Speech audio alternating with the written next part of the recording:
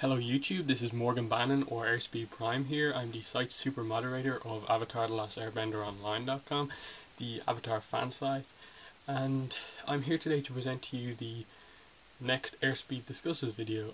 Now it's been a while since I did one of these, basically because I was waiting ages for this book to arrive. So it's finally arrived and I'm going to do my Airspeed Discusses. Obviously it'll be a discussion on this book and I'll get to that in a minute, but first is my news update thing that I usually do. Now, I'm going to start this off by saying that a lot of the news since then I've put together in a actual news video, which I will link here. And then I've also put up the Korra Nation music on my channel, and I'll have that video linked here. And so basically getting into news, comic news, The Promise Part 2 is out May 30th in comic book stores and June 12th in from Amazon and in bookstores. Then onto Korra news, which actually has been a good amount of Korra news. I suppose I'll start with the most recent one, which was Brian on Tumblr came out and talked. I guess he didn't talk about the release date, but he mentioned about why we don't have a release date yet.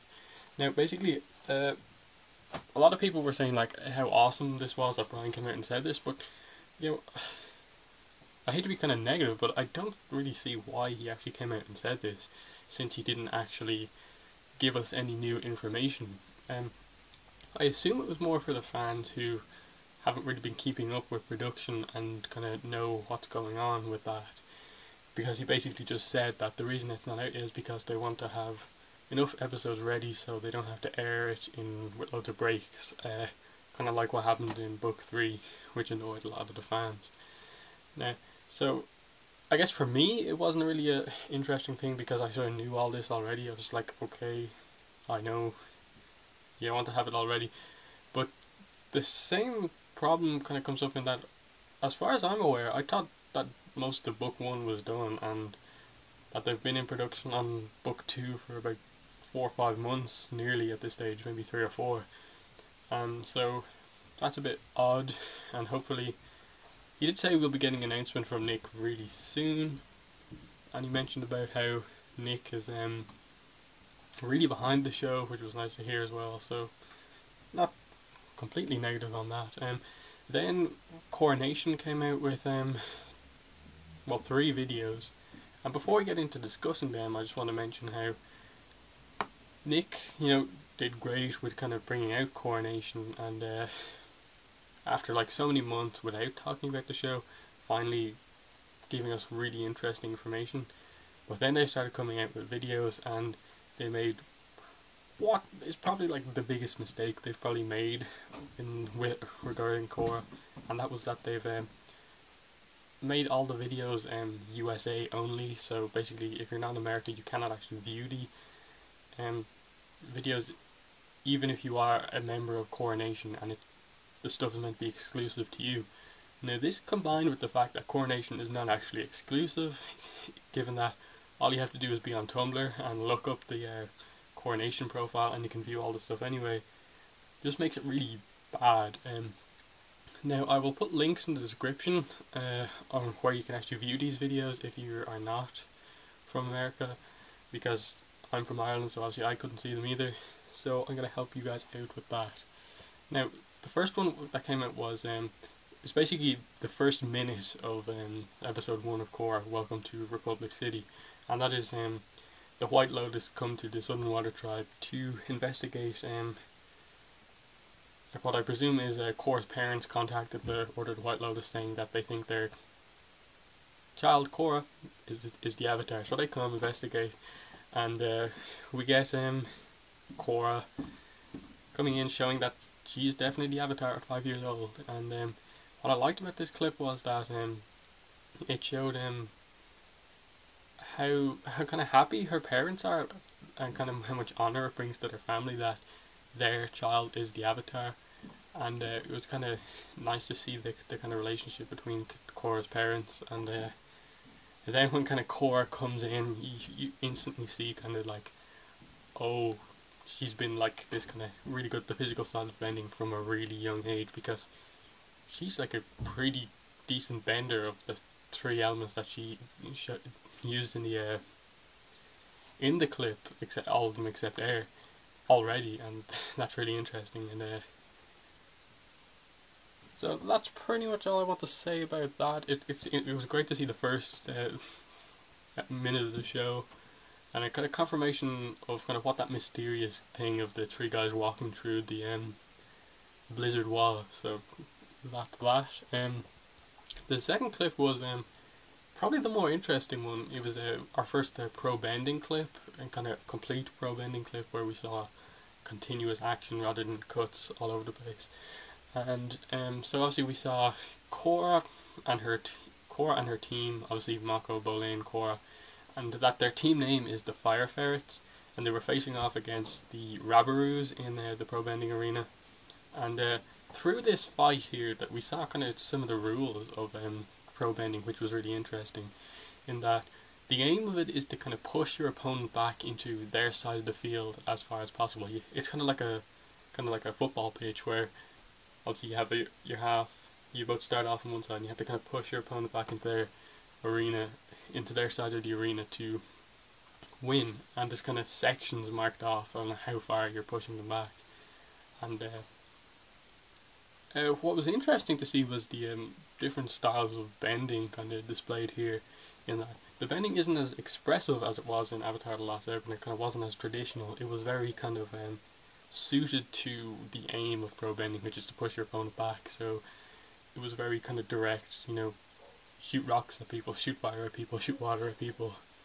And then it was interesting to see the layout of the arena, in that they bring up water through the grates that kind of mark the sections underneath. There are kind of piles of discs of earth scattered all around the arena, and obviously firebenders create their own fire. And nice to see that the team names are named after animals in the Avatar world, so it'll be cool to see some more of the saber-toothed moose lions. That'll be interesting if that's one. Then we got the line art opening, basically the opening of the show, specifically the one of Kyoshi, Roku, and older Aang. That part of the opening, see the kind of line art of that, so non-coloured.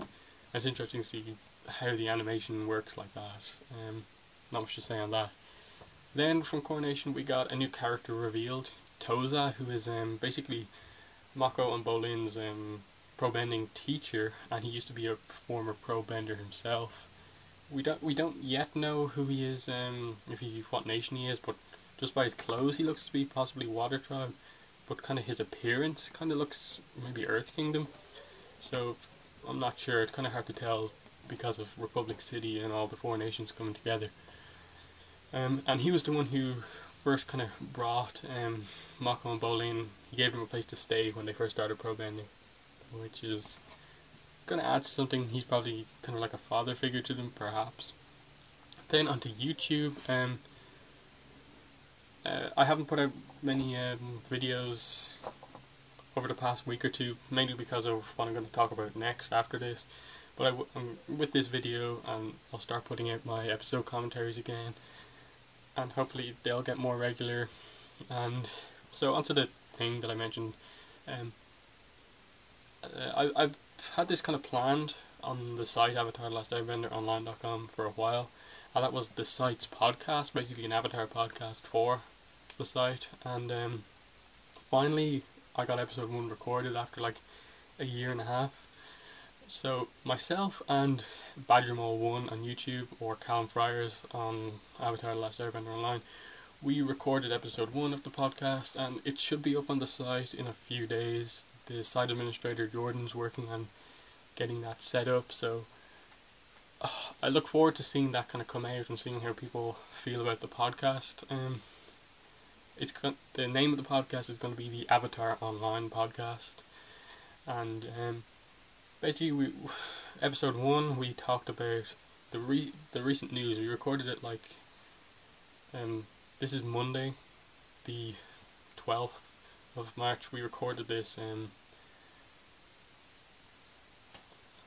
we record this on the 3rd of March, so we don't have the most recent news, but once the kind of podcasting is set up, we'll have the more regular, so it's kind of up to date with the news.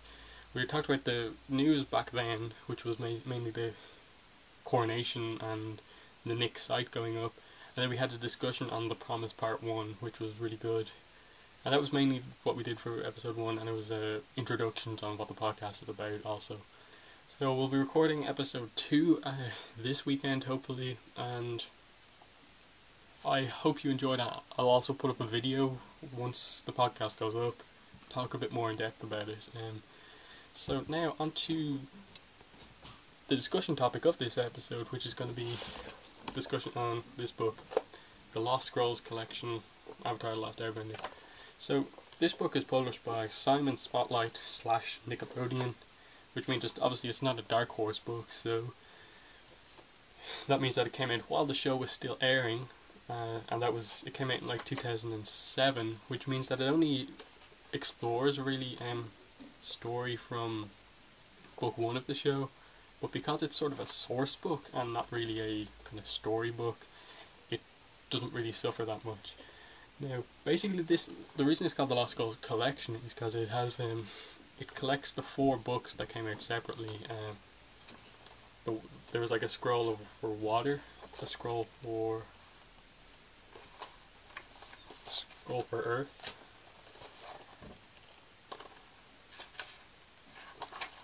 scroll for fire, and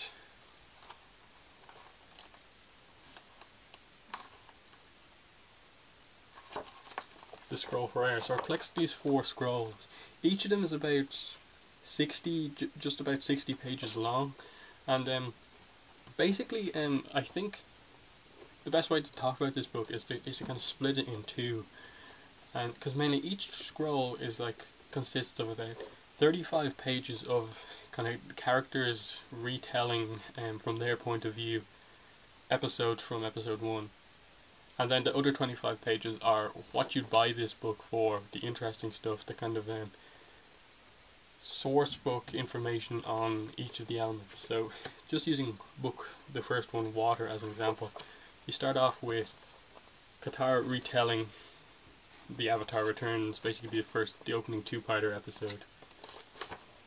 Yeah, so we start off with Katara telling from her point of view, retelling that story, and that takes up 12 pages.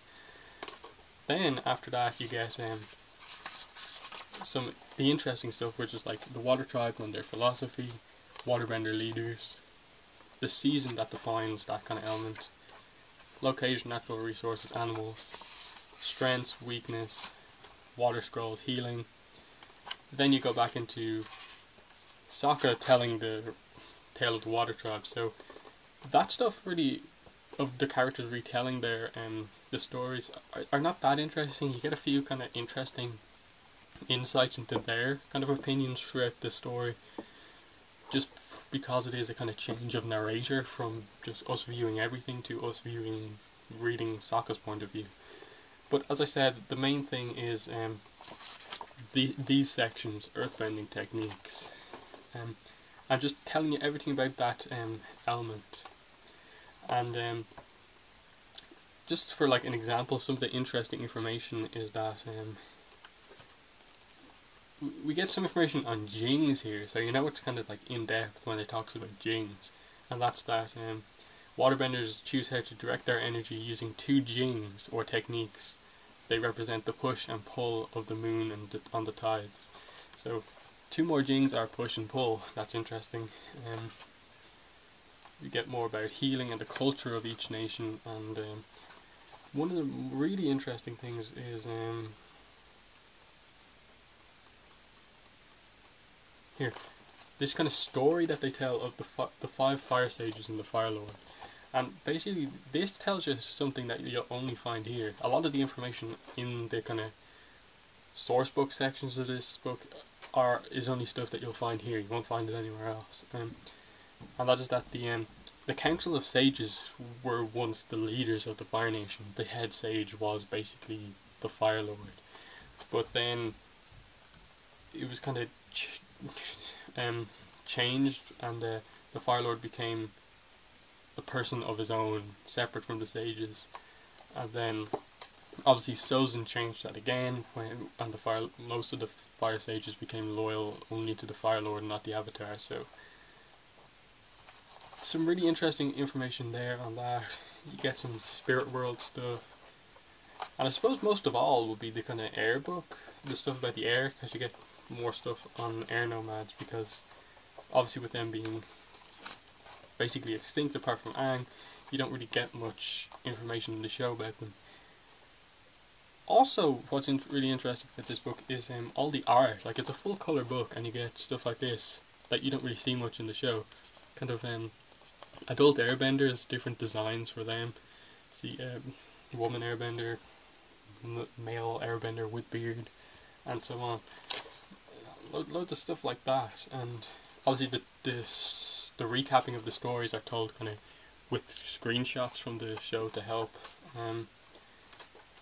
So that's pretty much all I have to say about that. That's not just telling you more stuff, more of these facts from the book. I think this book is worth getting. Basically, it's 256 pages long, but it's like 14 of those pages are just kind of like the intro few pages. So basically 240 pages is the content of the book. I'd say about 100. The book is worth getting for the 100 pages or so of kind of extra facts, the source books bits that I showed you, like about the Fire Sages and stuff like that. The other kind of 140 pages are just recaps of the characters telling the tales, and they're not the best parts of the book. But I think the 100 pages are kind of that good, with all the extra art and stuff like that, that is worth getting for the book alone. I didn't word that correctly. And anyway, the book is so cheap now as well on Amazon. I got this book for €8 shipped from the UK to Ireland, and I think it's pretty much the same price on Amazon.com, and you'll get it for less than $10 or something like that. Anyway, and it's well worth that, because it is a huge book, and regardless of some of the content, it's just nice to see a full color book. You know, all these interesting pieces of art and stuff like that. It's another piece of Avatar merchandise, and of all the kind of I suppose books that came out while the show was airing, this is probably the one that you'd want to get, because the rest of them are kind of quite kiddie, and this one actually has some interesting new pieces of kind of canon facts. So that's been this Airspeed Discusses. Hopefully my videos will become more regular now again. I'm not exactly sure if I will keep putting up news videos kind of with the podcast coming out, because there'll be two kind of things basically telling the same thing. So I'll decide that when the podcast comes out. As I said, video coming when the podcast goes up on the site. So thank you, bye.